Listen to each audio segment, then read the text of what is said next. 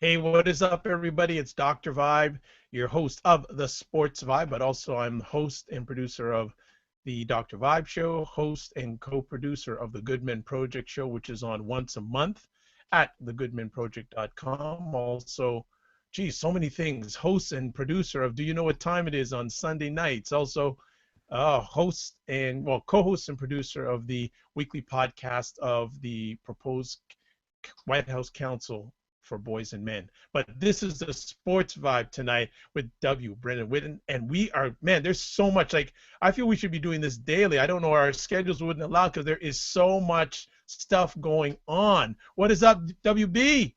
Man, this is some of my favorite time in sports. From now until around summertime, you got this, you have a ton of boxing, you got NBA finals all geared. Like this is perfect for me. Like I'm in Nirvana right now.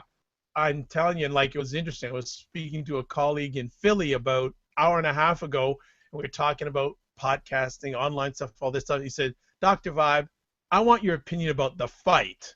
So I had to give my perspective on the fight. I haven't even let you talk about fighting for a bit, but we'll find a way of getting it in here. I don't know about this show, but maybe the next one. It is March Madness time. What is up? What's your take so far, man? Man, that first day was an absolute jolt. If you haven't been watching college basketball all season, that was a hell of a way to kick it off. Honestly, it was surprising. You had a ton of upsets. The threes and the 14 seeds just going. I mean, it was mayhem. It was absolute mayhem. And the thinking was that this was going to be a pretty formulaic year in terms of there being the haves and have-nots, and that this was going to be more of a chalk sort of year. And once you know it, all those pundits and all the people that know so much about this sport were absolutely wrong. Absolutely. It's some great stuff. 5 games yesterday. That's the Thursday. 1-point games. Yes, nine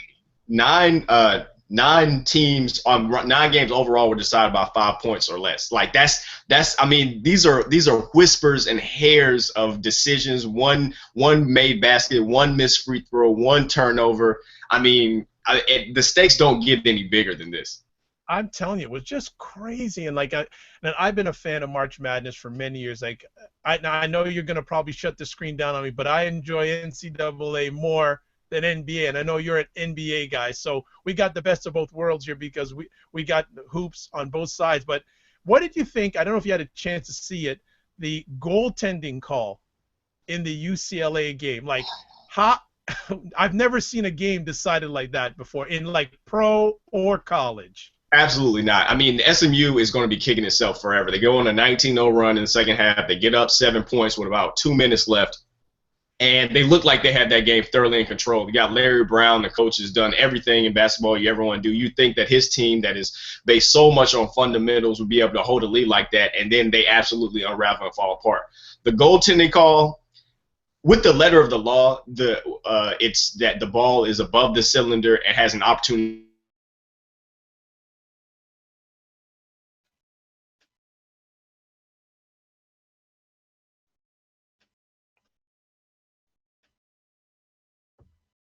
Okay, is Brandon back with us? We may have lost him for a second. Just no problem. We'll just see if we can get Brandon back.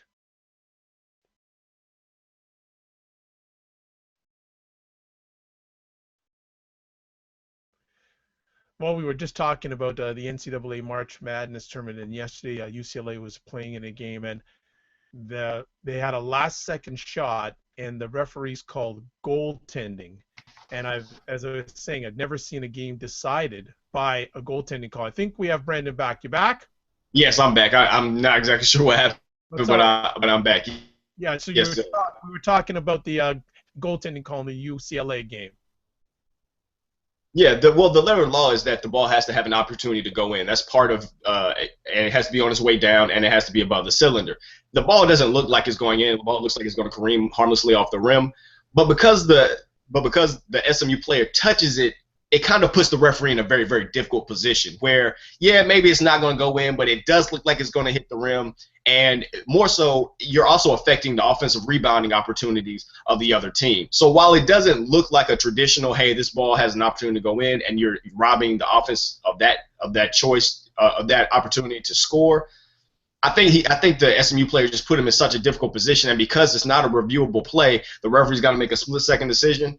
I can't be but so upset with what the outcome is, and I know that's got to be a tough way to lose a game. And especially because it's the coach's son who's taking the shot, and it ends up going in, and like that just adds to the layering. But major props to the player that the goaltending was called on. He manned up and went to the press conference last night and fully admitted that he was wrong, etc. The only mistake he made was trying to touch the ball because it didn't look like it was going to go. He put himself in a tough situation, and thereby putting his team in a tough situation. And again, you never want a call one way or the other to decide a game, but sometimes that's what happens, man. Like these are real life things moving really, really quickly. I think that what might come out of it, though, I think that goaltending in the future with the NCAA Rules Committee might be a reviewable play. I think that's a really, really tough position for a referee to be in, especially late in the game.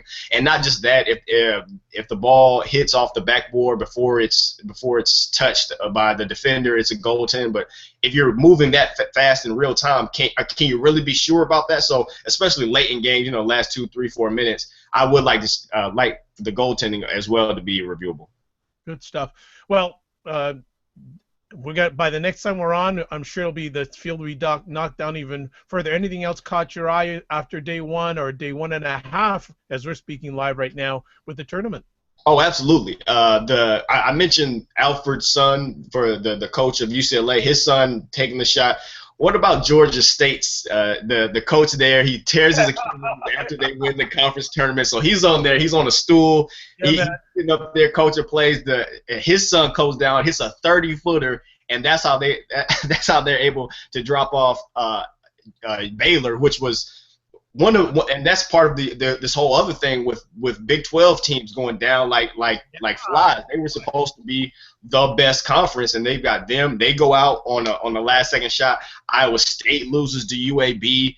Texas is gone. Is Texas still in, or Texas? No, Texas is gone. Like that's. I mean, this was supposed to be. I think they got 7 entries into the NCAA. This was clearly what the committee and what a lot of people thought was clearly the best conference.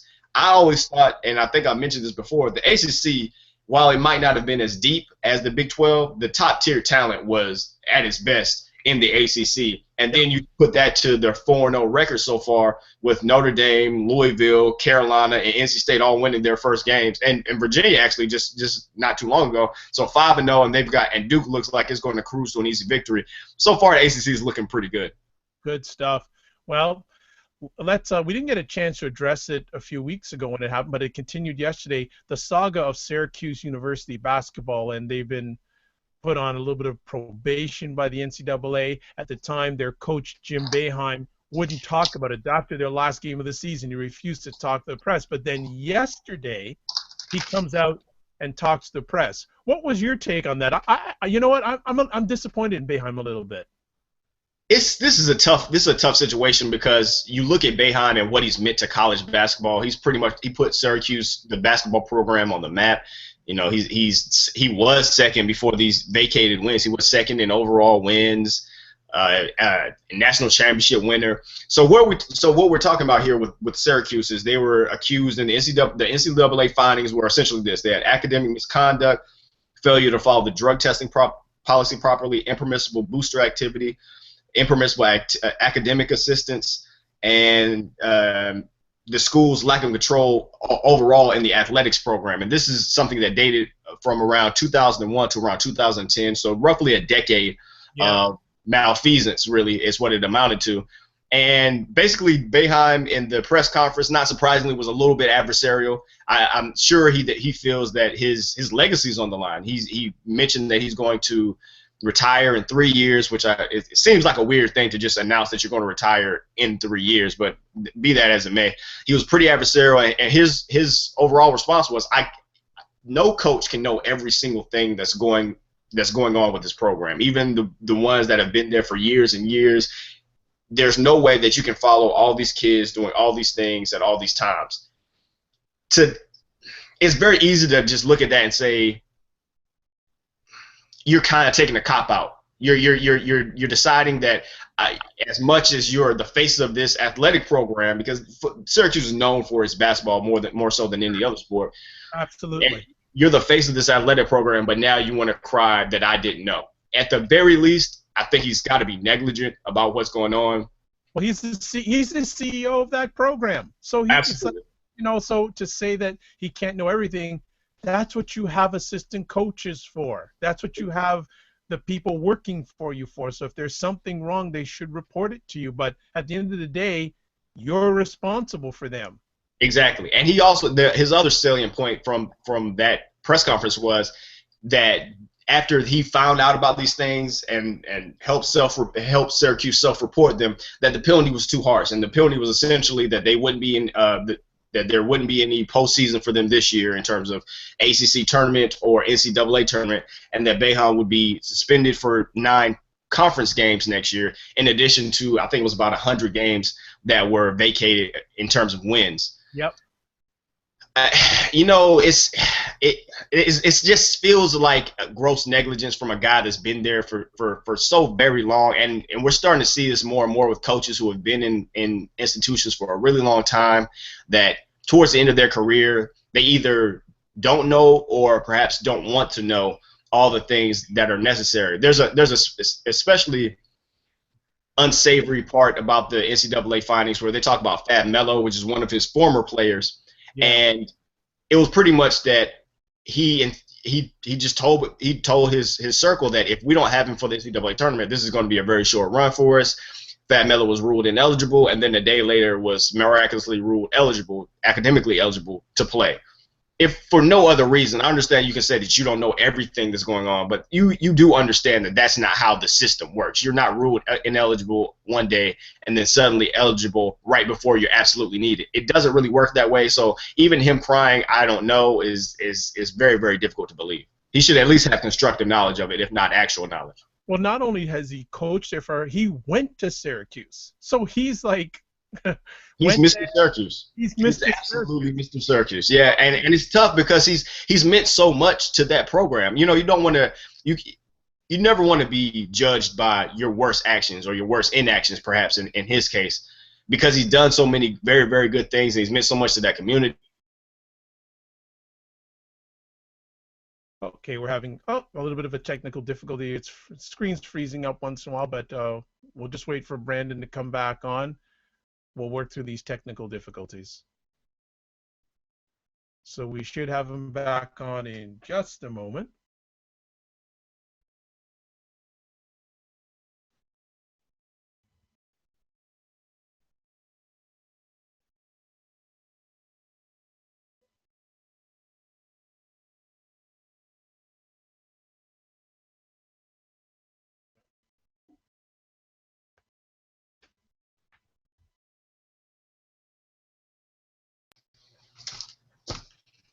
Okay, we got you back again. Yeah, sorry about that. I have no idea what's going on with the internet There's connection at all. We have no control over, but we just keep on going. No problem. So we basically hope that Syracuse, especially the players who are affected, can work through this, especially in the future. Let's move on to I guess boxing and NBA are your core. So let's talk about NBA. Kevin, wow, what's going on with Oklahoma? It's the curse of the beard. The curse of that trade has really been haunting them, man. That's the only thing I can come up with. And pretty much, in successive years, they've lost for significant periods of time or significant playoff run. Russell Westbrook, Kevin Durant, or Serge Ibaka. And now Durant and Ibaka are out. I don't know what's happening to this team, and it reminds you how quickly those windows close, right? Because when they first got to the finals, it was this team has got all 3 of these guys. They're all under 25. They're all signed through a couple years. This is going to be the beginning of a dynasty. And now you're looking at it, and KD's out for the rest of this year. He's going to be a free agent at the end of the next regular season. Yeah, that's exactly the real point. That because rumor has it that Washington wants him something fierce, and that's where he goes. So that's going to start the talk accelerating even more. Absolutely, and I'm sure he's looking around at the West and what's going on over there and how difficult it is to even make the playoffs because they're still scrapping to make the tournament. And then you peer over into the East and you got sub 500 teams that are looking to get a chance at the 7th and 8th seed. So I mean, I'm sure that's got to be playing in the back of his mind as well. I would like to see he and Westbrook finish their career together, but in all honesty, there's a good chance that he's not going to be in Oklahoma City. And like that has to be a real concern for Sam Presti and the rest of that front office. If you had to make a take right now on Westbrook and Durant finishing their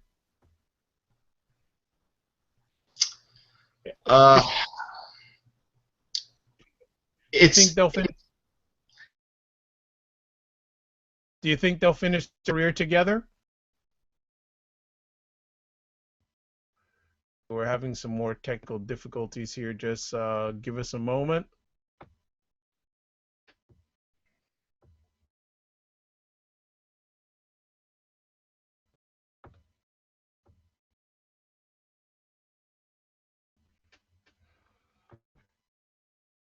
Our apologies for the technical difficulties. We're working through it.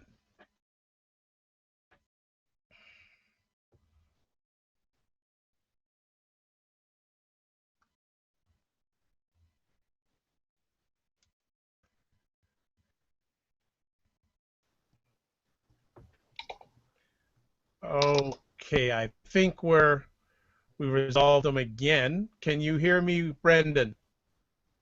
Yes, I can hear you now. Okay, good stuff. So yeah, so what do you think the odds of Durant and Westbrook finishing their careers together? Honestly, it's tough for me to believe because I've grown up in the free agency world, and so I've seen Michael Jordan play for the Wizards. I saw Joe Montana play for Kansas City Chiefs. I just don't believe a player, even as good as you are, will play for one team for the duration of his career. And maybe that's just the way it is now. I think that's kind of where we've reached it at this point. The odds are that regardless of how good your player is, he's going to play with some other team and sometime in his career. And that's just how cynical free agency has made all of us. Excellent. What's your take on the Toronto Raptors?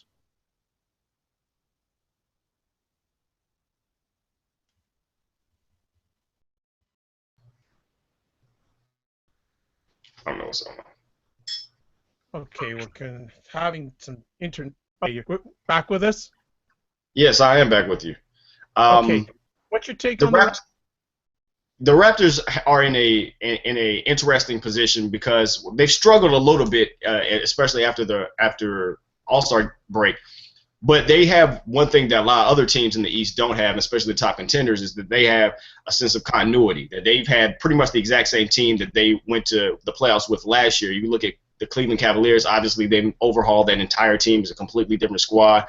Chicago, they made some big free agent acquisitions in addition to Jimmy Butler having a larger role in that organization than he ever had before, and Derrick Rose is on and off again. Really, Toronto's had the most consistency in terms of their team. So I think that that's going to help them moving forward into the playoffs. They don't have that superstar that you like to have when you're competing for a title, but I think that that's going to carry them a long way, just knowing each other and knowing what they want to do. What do you think their chances are of winning the East? I think they're nearly nothing. I don't see another team beating Cleveland. I think Cleveland's really that good. Maybe the Hawks. I'm still not sold on the Hawks because if you've never even attempted to go to the Eastern Conference Final, when you've been one and done pretty much for the duration of a lot of these guys' careers, and then add to that the fact you don't have a superstar, I have a hard time believing in them. So I think the Raptors are a good team. I think that this is just one of those situations where wrong place, wrong time. You're going up against the king, and you're probably going to lose. All right. Well, let's shift over to the NFL, and still a lot of stories going on in the NFL. It's the only league I think is the only bona fide 12-month professional league in North America. Chris Borland, and for those who don't know about Chris Borland, 24-year-old San Francisco 49er linebacker who replaced an injured San Francisco linebacker who also has retired. But Chris said this week or this past week that at 24 years old, he's going to quit football after 1 year because of concussion symptoms. What's your take on that, and what do you think is the effect on the National Football League? Well, look, we talked a little bit about this. I think it was last week where I mentioned as the money increases and people's knowledge base of what exactly this game does to its participants increases, people are going to start bowing out more gracefully and more quickly. In case of Borland, it's even more surprising because this is a prophylactic measure. He said he suffered one concussion, but this wasn't because of successive concussions that he suffered in his career. It's because he, in his words, he did the research and he thought that it just wasn't worth it. He did an interview recently where he actually just called the game inherently dangerous, where it's just one of those. It's just not really meant for human consumption. Meant for human participation. It just isn't. And he made the decision that, I'm young and I'm still healthy and I can walk away from this game. That's exactly what I'm going to do. And there's nothing. Perhaps the most interesting thing to me is there hasn't been this outrage, this public outrage about him quitting or him being some sort of quitter or a less than a man. I think even the general public understands that football is a hellacious sport that takes an incredible toll on its participants. And I think that people are just now more and more starting to realize that, football just might not be worth it in the long term. Even with all the money and the acclaim and the fame that you can get from the sport, it's so taxing to the people that participate in it. What do you think is the long-term effect? Like, are we, because you do see stories now where the participation by young people is less and less. Do you see as a continuing trend? I do. There are just too many other options. And keep this in mind as well. If you're talking about just in terms of strictly the money and the fame part, how famous are most football players? Chris Borland was a really, really good linebacker for the San Francisco 49ers. I had no idea what he looked like outside of his uniform, like none at all, until he started doing these interviews. And then you talk about the money. Well, it's not guaranteed. And you look at what Borland made his first year, $500,000, which is a lot of money for, the regular rank and file amongst us. But considering how dangerous the sport is that really the type of investment that's worth it? You have all these other avenues. You have baseball, you have basketball, you have soccer. You have all these other avenues where you can make better money and be more famous. I just don't see necessarily where football is going to have the same draw that maybe it did 20 years ago. And it's interesting because this story has come out and the NFL hasn't really said anything much about it. They've said nothing about it. Yeah. Does that surprise you?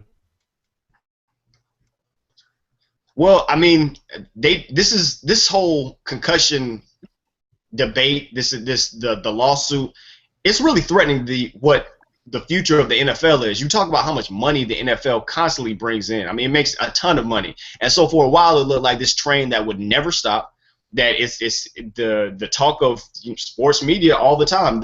We're in March right now. There hasn't been a game played in over a month, and yet we're still talking about football because people love football. They love to bet on it. They love to talk about it. They love to watch it. So for a long time, it looked like there would be nothing that could possibly derail the NFL.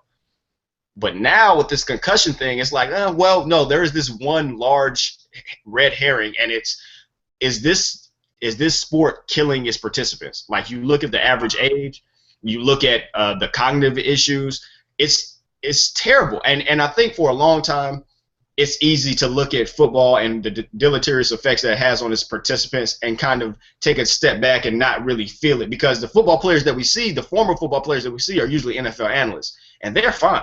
You look at them; they're very articulate. You know what? We don't know, because actually I know that they're fine, at least on camera, but they still live with everyday challenges that we probably don't care about.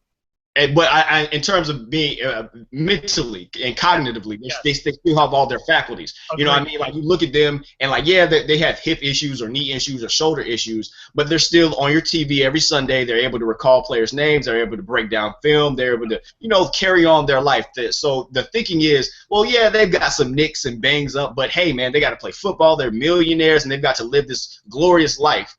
Well, if those are the only NFL players that you see and you hear from on a regular basis, you might be able to dismiss the cognitive issues, right?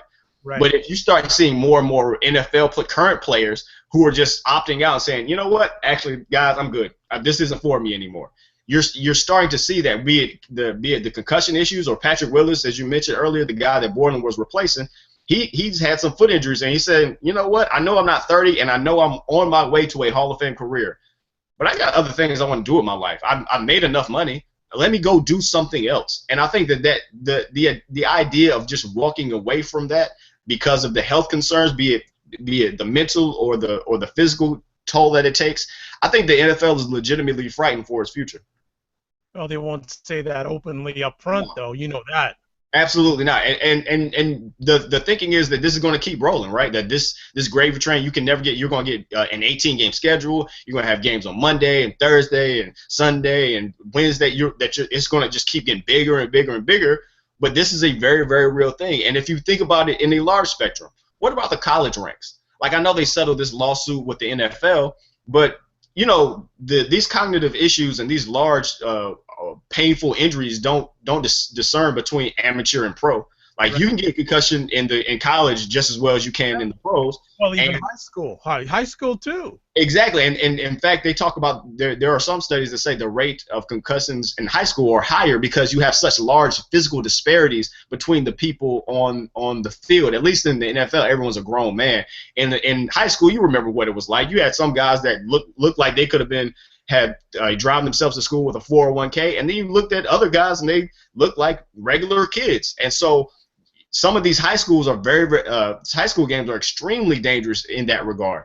And so those are the type of issues that are going to affect everybody, not just the 0.1% that make it to the league, but the guys that make it all their way up into the high school and the collegiate level. So this is going to even affect the pipeline of the NFL. I think that the game is going to look significantly different in the next 10 to 15 years. All right. Mariota watch. He keeps on going. Marcus Mariota. Gosh, you know what? I'm sure we talked offline, he has become the star of the draft. Jameis Winston is not a star anymore. He even, like, after famous Jameis visits Roger Goodell, his Twitter account's no longer active anymore. So it's like Mariota is the hot property. It's gonna be great. It's gonna be crazy. And I've been reading about both of these guys for so long, and guys that I respect differ so much on both of these guys. Some are like, Mariota is the obvious number one choice. I don't know why we're even talking about it. He's a great guy. He doesn't have the baggage off the field. He's superior to Jameis. I don't know what the question is. On the other end, you have guys saying Jameis is ready to go now. He's a more pro style quarterback in the traditional sense of what we want from a decision maker. And it's just really, really funny because you have these teams that are allegedly trying to jump up to get Mariota because of he seems like the guy with the higher ceiling. I think that's kind of what I've seen more and more just reading it. If I were to put it into one sentence phrase, it would be he's got a higher ceiling because of his athleticism. That yes, he was a bit of a system quarterback at Oregon, but that's the system that he was in. You can't fault a guy for playing well in the only system that he's ever known. So does that mean that you take that system from college and regardless of who you are, if you're Philadelphia or whomever, do you start implementing some of those things into your pro-style offense? I don't know. But watching Mariota and watching his draft stock has been super interesting over the last few weeks, and he's the talk of everybody right now. Absolutely. Well, that's going to be another edition of the Sports Vibe. Brenden, thanks again. Where can people check you out? You can catch me on Twitter. I'm always tweeting about sports, and especially with the March Madness thing going. UALUM, or you can catch my podcast. He's the producer. I'm the host. Available on iTunes. And you can always catch me from 9 to 11 a.m. Eastern Standard Time on the Sports Shop. You can just go to the Sports Shop Radio during 9 to 11 a.m. Eastern Standard Time and click listen. TheSportsShopRadio.com. Excellent. Well, it's another edition of the Sports Vibe. I know we had some technical challenges throughout, but we'll also be putting up an audio-only version of our conversation. So if you can't handle the video difficulties we had, there'll be an audio version also available. I'm Dr. Vibe, as always saying that you're blessed and highly favored. You're a magnet for miracles and you're a solution for someone's problem. God bless. Peace be well. Keep the faith. And we'll catch you on the Sports Vibe soon. Enjoy March Madness. Bye-bye.